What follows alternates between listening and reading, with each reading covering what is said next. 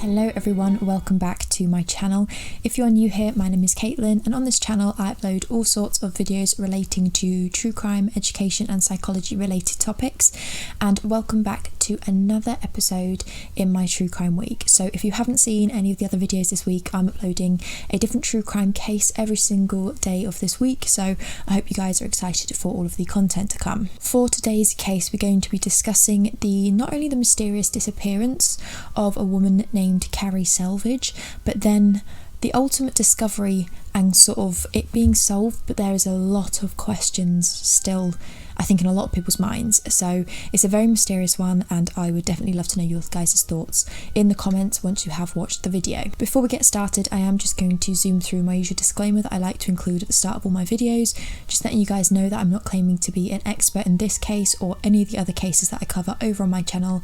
I'm simply relaying information I'm able to find myself through research of certain sources on the internet, and because only certain sources are accessible to me, it means I may get things wrong, leave things out or mispronounce things, and I apologise if I do any of those things. I'm not trying to cause anyone any harm or an injustice.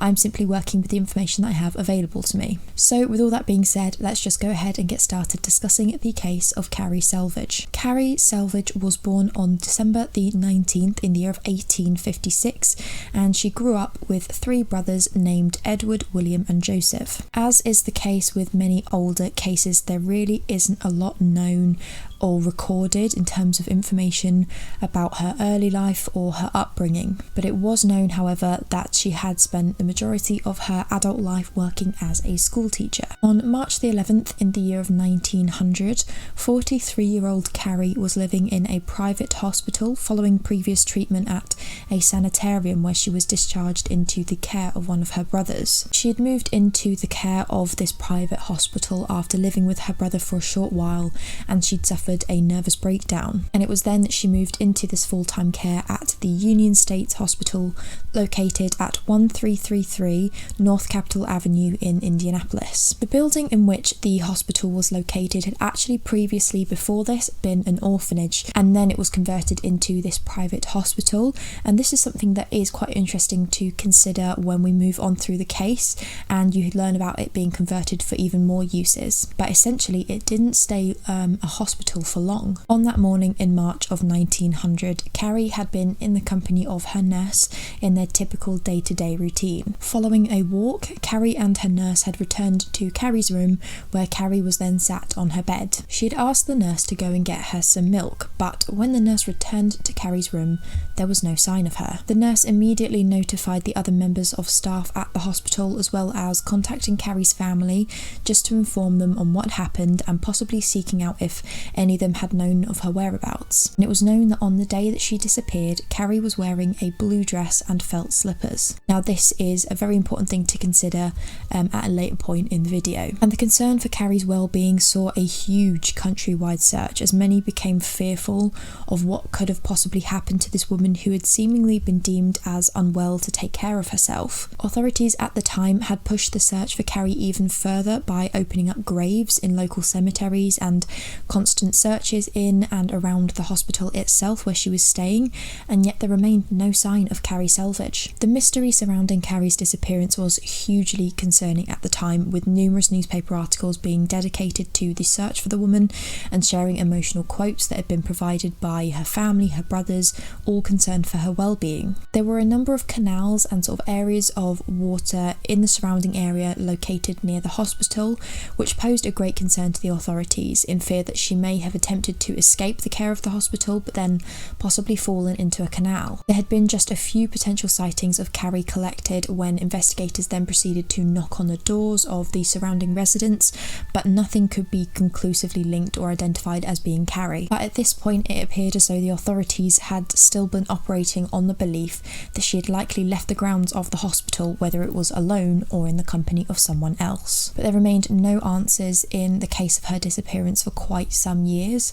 That was until the month of April of 1920. On April the 26th of 1920, a group of workmen had set out beginning their job of converting the old Union States Hospital building, which was now an uninhabited rooming house, into a garage. As they were carrying out their final checks of the building before beginning construction, they discovered something completely shocking in the attic. In the attic of the old building, they discovered a skeleton, and it had been dressed in a blue dress and slippers and sat upright in the corner of the room. And initially, the authorities had no idea where to begin in establishing just who this person was until they rediscovered the 20-year-old case of Carrie Selvage's disappearance. Carrie's brothers were brought in by authorities in order to establish whether or not the clothes that were found on the skeleton in the attic of the old building had been a match for the ones that Carrie was known to be wearing at the time of her disappearance, and they all confidently confirmed that they were her clothes. And according to the reports provided by the coroner at the time,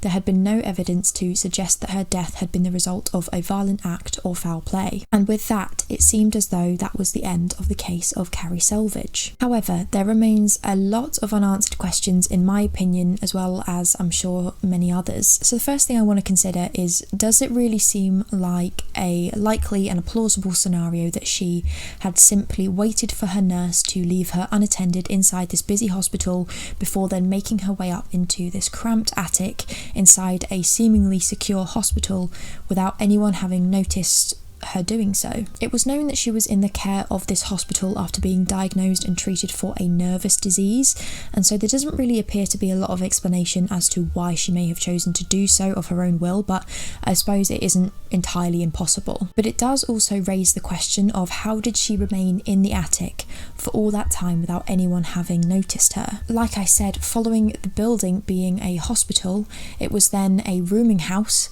and then it was becoming a garage when they discovered her remains. So in all those years, with all those people that were in and out of the house, no one had been up in the attic and discovered this skeleton. Is it really likely that she had just walked herself up to the attic and then simply waited there in the same spot until her death, or could there be some other explanation? If this had been the case, there is the question of, like I said, how wasn't she discovered in the months following her disappearance, when the hospital was allegedly being checked on multiple occasions by authorities to determine whether she had possibly been hiding somewhere inside the building? If Carrie had been able to take herself up into the attic room of her own accord, as suggested by this proposed scenario, how is it that no one had come across this room in the decades after she disappeared? And another possible scenario to consider is that she may have left the hospital on the day of her disappearance, as the authorities had believed, again possibly of her own accord or as the result of someone luring her out. And this may have been where she met her death, outside of the hospital and at the hands of another person,